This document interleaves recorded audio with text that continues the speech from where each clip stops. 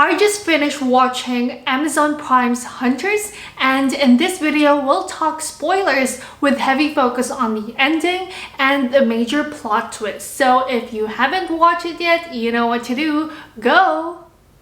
A short recap of the plot: Al Pacino plays Meyer Offerman, and he has a love interest, Ruth. They survived the Holocaust, and after they were freed from the Nazis, Meyer disappeared.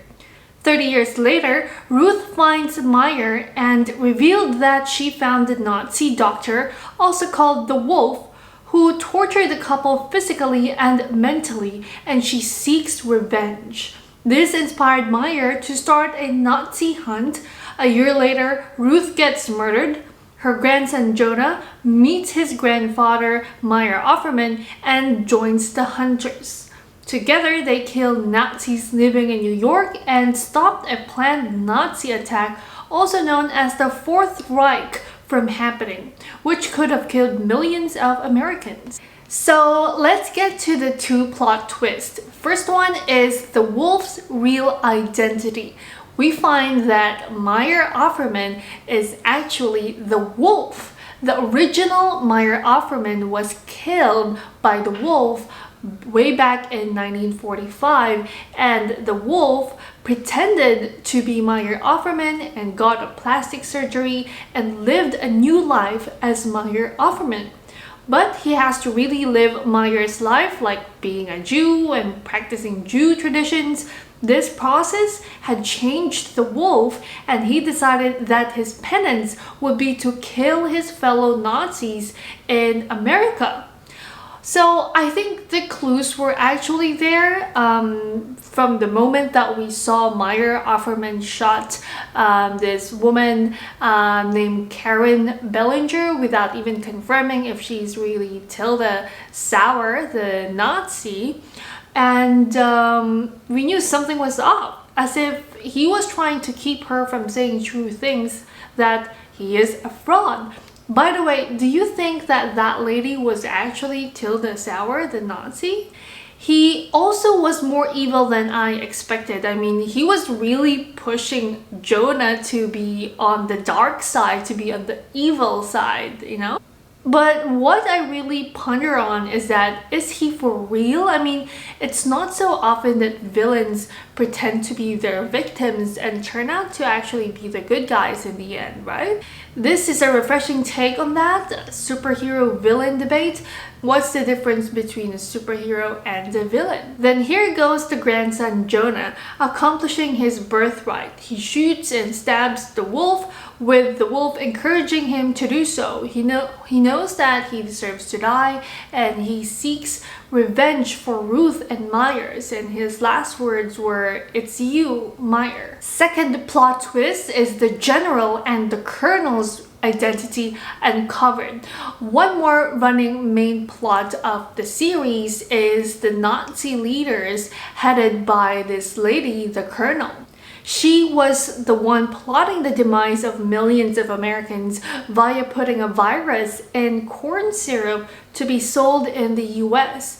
A very deadly virus that you won't even know you are infected, and within a few weeks you just die. She escapes the car that Meyer Offerman hijacked, but in the end we see her and some kids in Argentina in their big mansion ready for lunch. Joe was captured and delivered to her for who knows why. I think they're recruiting him to be their guy, or is he part of the Nazis? I want to see more of Joe's backstory. But going back, so the colonel is there with her family and husband, Hitler, whose face was not revealed, but she called him Adolf. Wow, that was a very shocking twist. I mean, they didn't show the whole face of Hitler, just the bottom part of his chin. And of course, we all know this is signature Hitler look, right? In real life though, Hitler and his wife for 40 hours, Eva Braun, was reported to commit suicide in 1945. However, there were rumors that they are hiding in South America. So let's talk about the other minor twists and endings of some of our favorite characters. So this Paperclip project is a special mention. This is a program that allowed Nazis to enter and work in America. And this is actually a real-life government project of the US. And this, I gotta say, is one of the biggest jaw-dropping moments of the series for me, because I didn't know about this program before, but when I looked it up, it looks like Nazis have been working in NASA and have been helping the US as a scientist, architect, and many more. This is way out of this world. One of my favorite characters in the show is Sister Harriet. I mean, she's just so cool and she makes the series have an edge. But who is she working for? All we know is that she's connected to MI6 and she's very resourceful and she has all the intel that they need. But who is she reporting to? What organization is that? And lastly, another badass character is FBI agent Millie.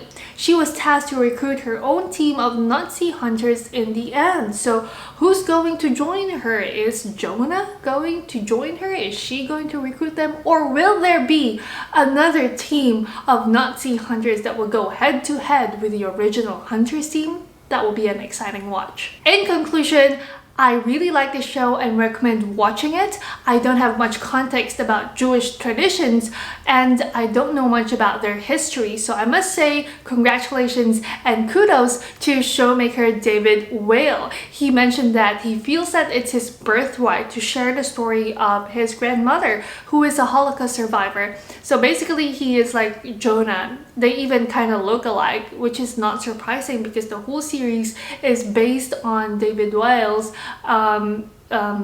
grandmother and her life as a Holocaust survivor. Well, I'd love to see more seasons of this series. How about you guys? So my only last question left is that I could compare the show to HBO's Watchmen. So they talk about the Black history and propaganda and white supremacy and all that. This Hunter show is talking about Jewish survivors. So who's gonna make shows for Asians, huh? And that's all for today, guys. I hope you liked the video. Click subscribe for more videos and I'll see you next time.